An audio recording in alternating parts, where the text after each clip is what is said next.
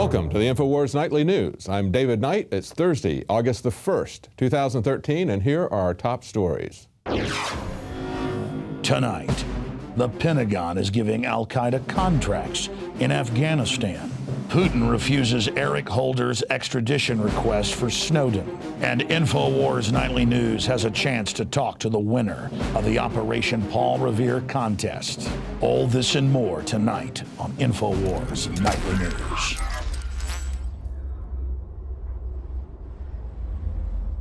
Well, do you remember when Rachel Maddow ridiculed Alex Jones for pointing out the connections between the U.S. government and Al-Qaeda?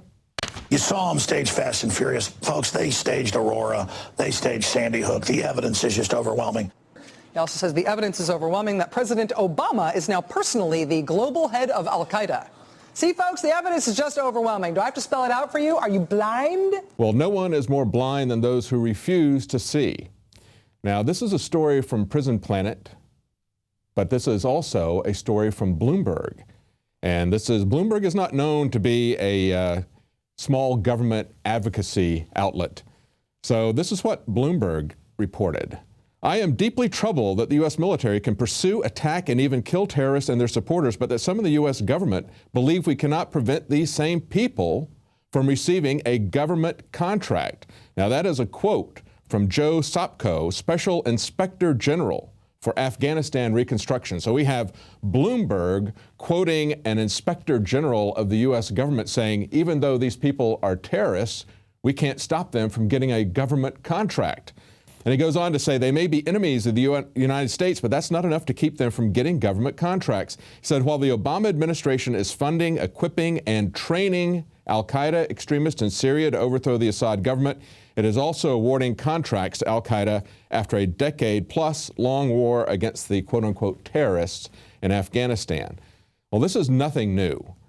Rachel Maddow can read this in the headlines today. She could have read it in the headlines a long time ago. The government created Al-Qaeda to fight the Russians in Afghanistan. Bin Laden and Anwar al-Awlaki were CIA assets, and they continue to fund them, as well as run a massive drug war operation out of Afghanistan.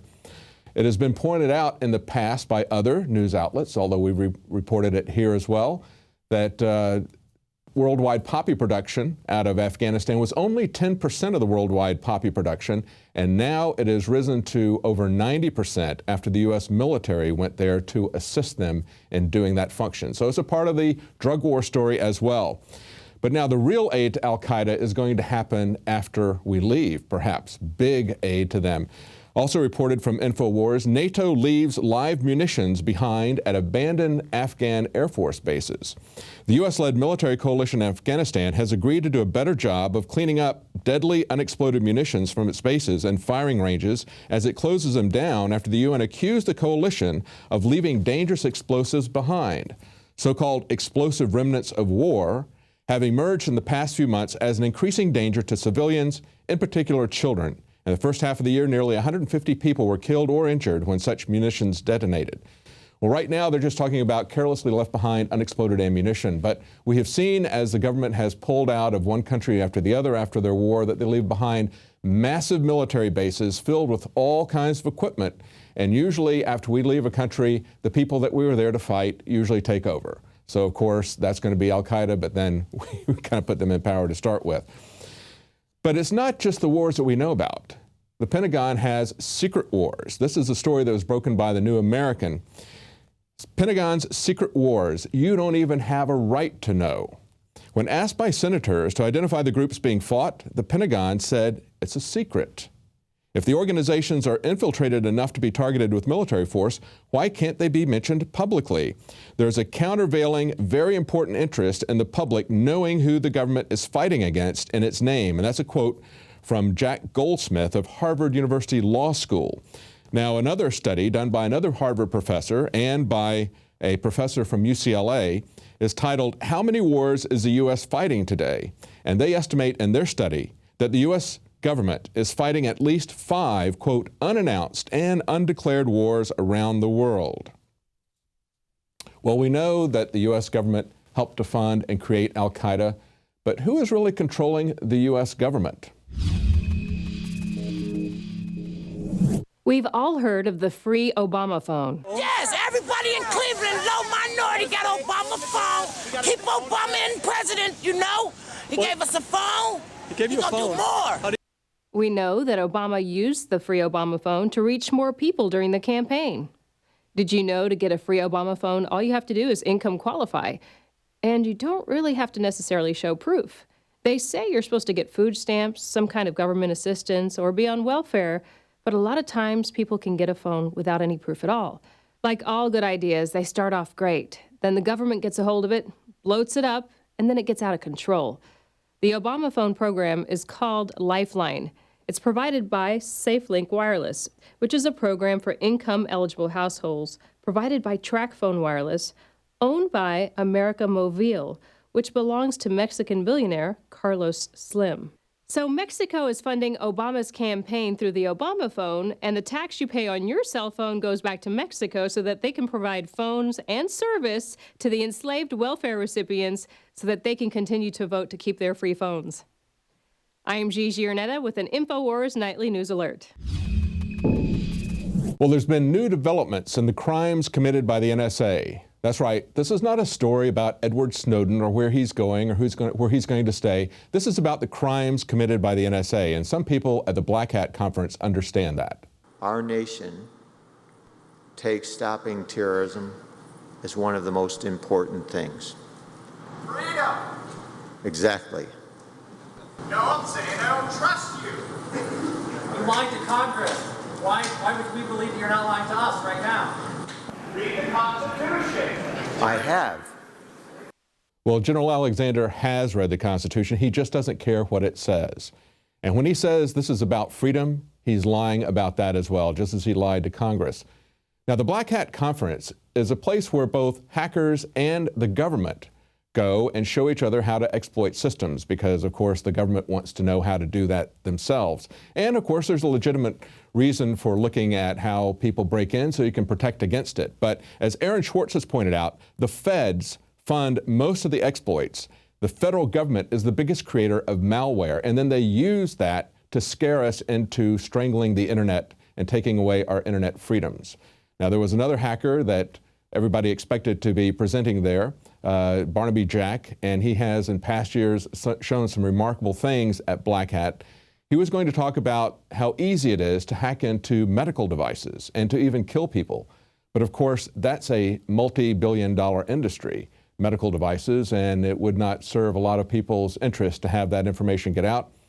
He died just before the conference under mysterious circumstances. Now, the mainstream media will cover the story of Edward Snowden, and they'll kind of turn it into a Where's Waldo type of story, but it's about a lot more than that. Snowden's father calls out Obama on Nuremberg crimes. This is written by Bruce Fine and Snowden's father, and it says, "These, I protest, are not mere second-class rights, but belong in the category of indispensable freedoms. Among deprivations of rights, none is so effective in cowing a population, crushing the spirit of the individual, and putting terror in every heart. Uncontrolled search and seizure is one of the first and most effective weapons in the arsenal of every arbitrary government." That's what's going on, folks. This is how tyrants work, and this is why it is expressly forbidden in the Constitution, in the Fourth Amendment, and others. The types of things that we're seeing on a daily basis in many, many areas, but especially with this NSA story, with the dragnet that they're doing. They have to go before a judge and explain the reason why they are going to search someone or search someone's things or their papers or their personal property or their writings. That has to be put before a judge, and a judge has to agree. But instead, they have done that to every American citizen, and it doesn't matter what degree they have done it to. They've done it. It breaks the law. Now, the same people that broke the law are now asking that Edward Snowden be extradited out of Russia, and Russia says that they've rejected out of hand Holder's extradition request for Snowden. And this is not just a partisan thing. This is something that former leaders of both parties have come out in opposition to this. Former President Jimmy Carter says America now has no functioning democracy. And on the GOP side, former Senator Gordon Humphrey from New Hampshire wrote a very eloquent piece to to Snowden himself and to the Guardian, which reported it. He said, "I object to the monumentally disproportionate campaign being waged by the U.S. government against Edward Snowden, while no effort is being made to identify, remove from office, and bring to justice those officials who have abused power seriously and repeatedly violating the Constitution of the U.S. and the rights of millions of unsuspecting citizens." Well, the officials who are abusing power and ignoring the Constitution includes Eric Holder and Obama, because if they do not bring to justice those who commit crimes at the NSA and the CIA, they are then complicit in those crimes. They are then accessories to those crimes.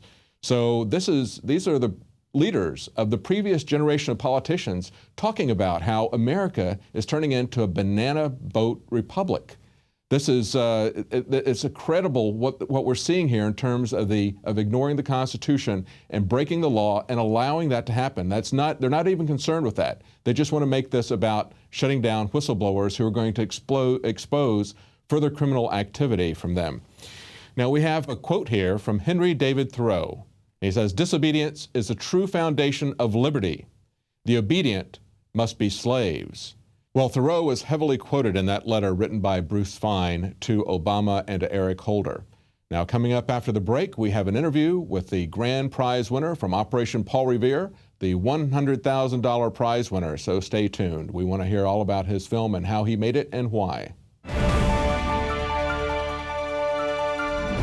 Now you can watch Alex Jones live at Infowars.com/show. You'll find links to all of our content there and a free 15-day trial for Prison Planet TV.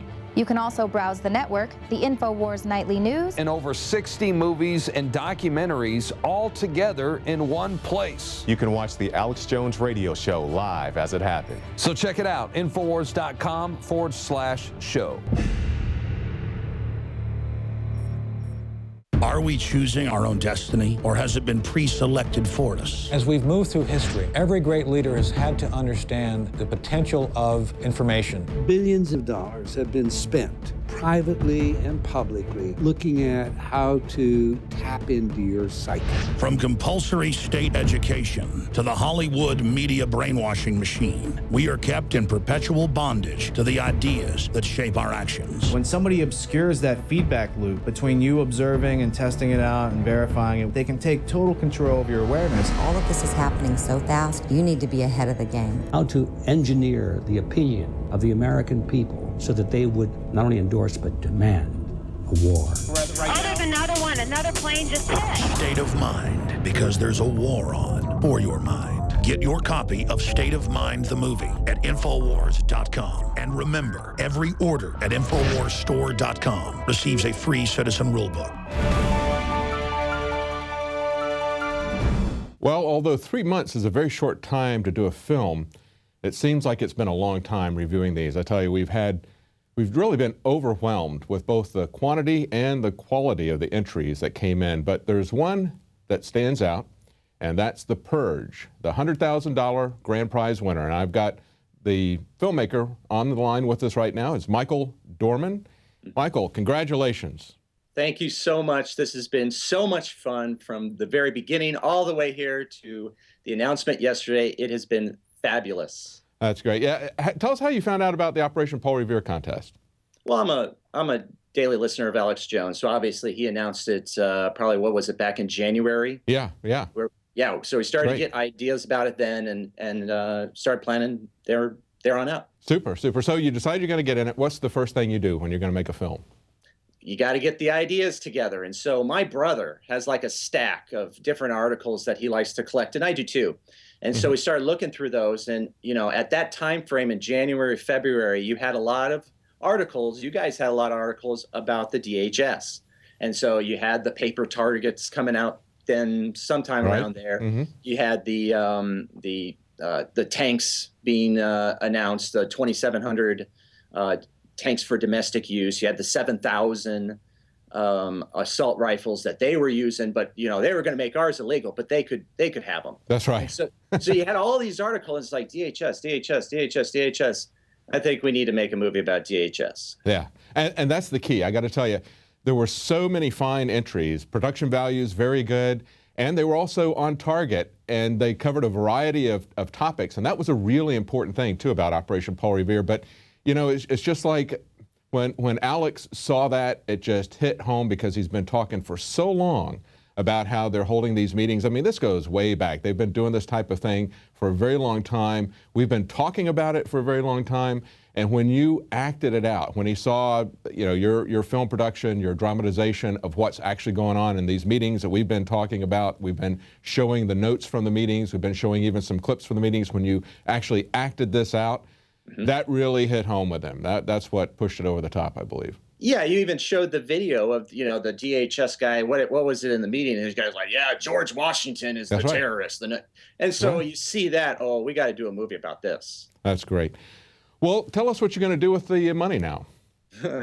Well, I'm getting a little low on the Tangy Tangerine, so I think I'm going to hit the Infowars website store and get a little bit of the Tangy Tangerine 2. That's great. Get a copy of,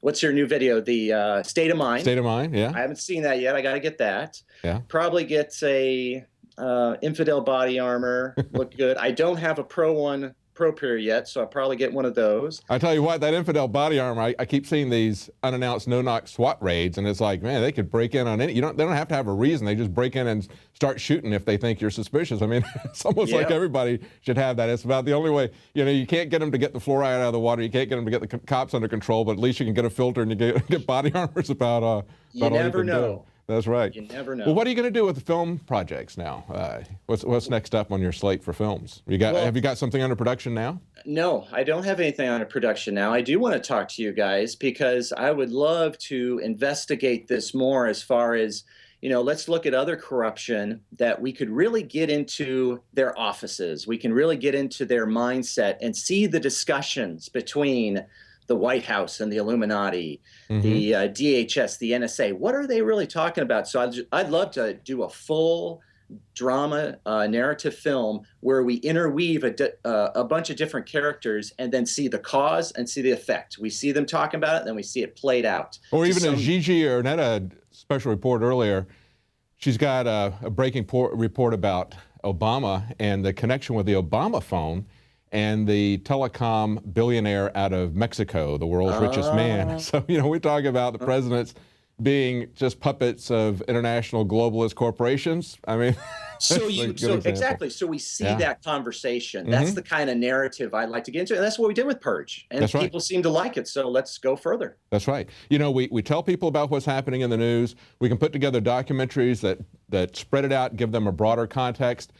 But those are all didactic. And it seems like when you act out something and people can see that interaction, then it really clicks in a different way. It wakes them up in a different way. And then they're ready to go back and explore farther with the documentaries, with the news articles. But it's really got to click with them on a visceral level. And I think that's what your film and other films that people have acted this stuff out, I think that's what's really important about that. Yeah, and look at what the enemy is doing. Now we got a TV series on Hillary Clinton is coming out. Why are they doing that? Well, it's for the reasons you just stated.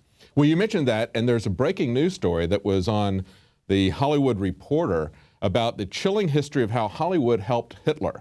And Alex talked about this a little bit yesterday. It's really amazing. It says, drawing on archival documents in the U.S. and Germany, he reveals the shocking extent in this book to which Hollywood cooperated and collaborated with the Nazis during the decade leading up to World War II to protect its business. And they point out they didn't do any critical portrayals of Hitler until well after the war began out of Hollywood. It just talks about this cozy relationship. We see that same kind of cozy relationship now between Hollywood and the federal government in Washington. I mean, there really are tools of the federal government. Absolutely. And if we're gonna be in the info war, then we got to be offensive with film. That's and you guys have done a great job. You're encouraging the rest of us info warriors to get involved. And I believe there's a lot of things we could do. Well, tell us a little bit about yourself, your background in filmmaking, your movie company. I know you've got a film I saw on Amazon, Renegade. It's a PG Western, and I liked the film reviews there. There's a couple of Amazon reviews. This one said it's True Grit meets Lonesome Dove, fun for the whole family, a great message, superb score, quality acting. Another one said great faith-based film for families. Tell us a little bit about that and some of your other work.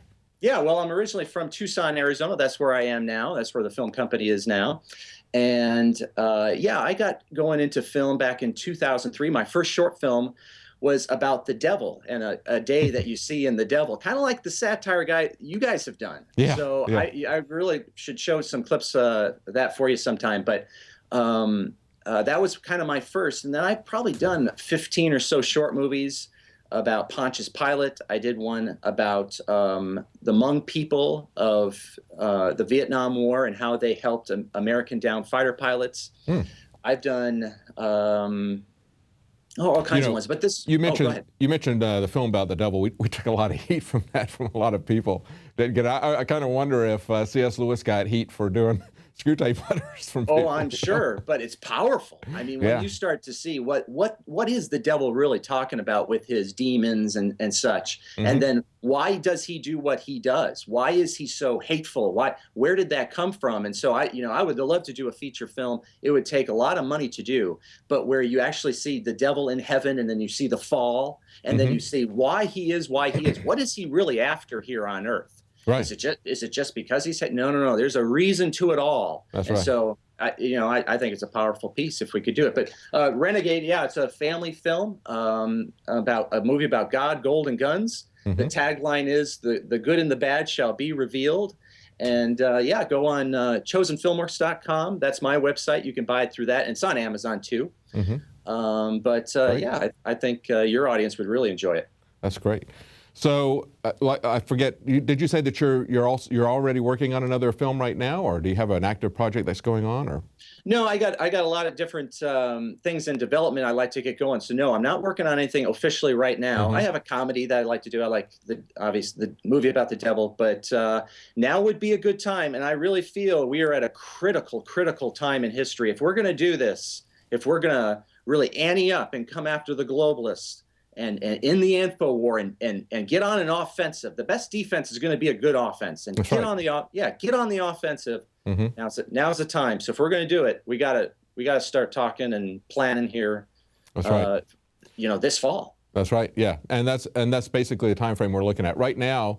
We've got a documentary that's under production, and it's after that Alex is going to start rolling these things out. And that was one of the key things that we needed to do, was to be able to turn around things that were on a very short time basis. Tell us about some of the other films that were in, Paul Revere, that maybe you like, some of your competition. What stood out to you? A Healthy Distrust was awesome. Great interviews. They had great information that they passed along. Dream Revered was fantastic. Yeah, that was almost, that was really kind of in our top 4. I mean, it was very difficult as to, what to put for the third place winner. It was really, really close. That was an excellent documentary. I really liked that.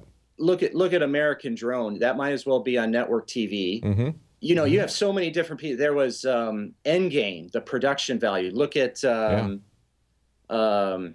what is it? Political Earth, the animation one. Yeah. It was fantastic. I mean, you have a lot of it. These would have competed in any film festival in the world. Absolutely. And you mentioned American Drone. And he told us, we've got his other film up there, The Futurist, which was a kind of a fantasy film about 9/11. And of course, he told us that he had tried to get in many film festivals, and they all rejected it because of subject matter. They don't want to talk about that, right? So there's a self-censorship that's going on, even if it isn't coming from the top. They don't want to get into certain types of controversies. They have no trouble jumping into other types of controversies, but when it comes to really looking at what happened on September 11th, which is fundamental to the way this country has been transformed on the basis of the official narrative of 9/11. And so that's something we should all look at very carefully, just as we should all look at very carefully the official rationale for transforming the world based on the perception of climate change and the perceived causes of climate change or whatever. So they come up with these narratives, and they use these narratives to completely restructure society and government, and even create a world government, and yet we're not allowed to question or even look at these fundamental assumptions. Yeah, but just take it one brick at a time, build it up. It's like one of my favorite books is Og Mandino's The Greatest Salesman in the World, and it talks about if you're going to be a success at anything, you just have to, you may take, if you're going to chop down a tree and you got your axe, the first blow may not cause even a tremor in the wood. But from childish swipes, if you just keep on it, keep on going, the oak will eventually tumble. It's like anything. You just got to just keep going, keep going, keep going. And then hopefully you hit those points of critical mass, especially in the info war, where things do begin to snap. What was it? Summer 2012, HSBC or something admitted that they laundered the money for it or something like that. Yeah. So there's been big events that really makes the general public think. Obviously, there's, how far is the mainstream media going to take it? They're not going to take it anywhere. But, it just seems like the truth does get leaked out. Well, you have situations like the Snowden case, for example, right now. That there were whistleblowers right after September 11th that talked about precisely what he's talking about, the dragnet that went out there. These were people who were on the inside. They went through the entire internal process. Then they went open with it. The government came after them. But it took Edward Snowden leaking the same information that these insiders had already put out there 10, 12 years ago. It took his revelation to really get people to start thinking about it. So you never know what's going to hit traction with people. Yes. That's why we're trying to do every different kind of avenue. We try to do broadcast news, print news. We try to do documentaries. We try to do now fiction films. So there's a lot of different things that we're trying to do.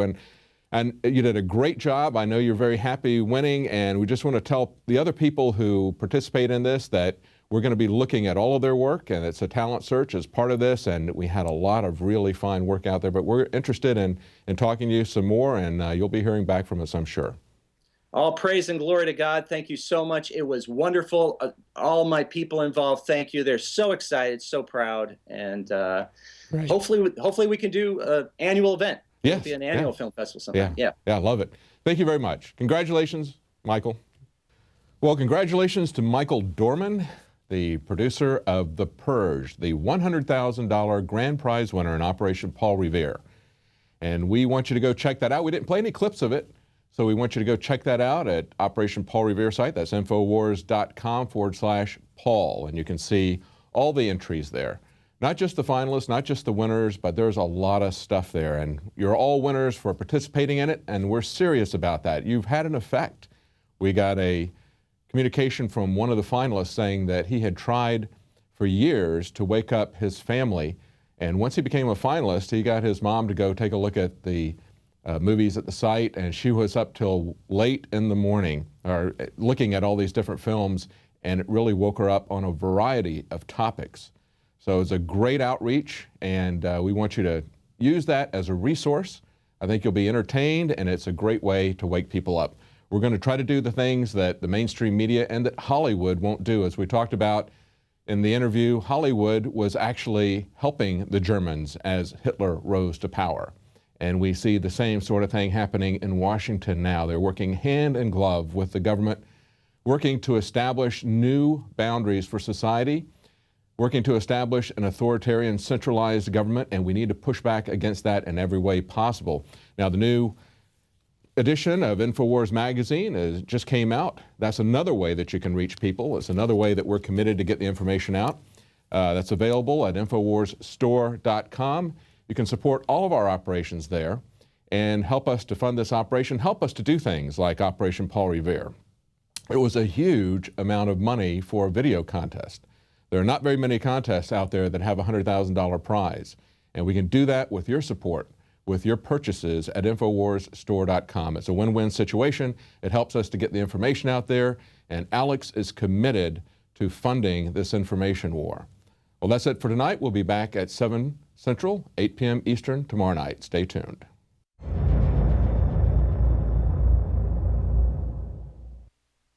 Now you can watch The Alex Jones Show live as it happens at Infowars.com/show.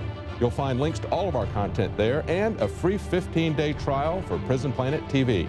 More than 60 movies and documentaries all in one place at Infowars.com/show.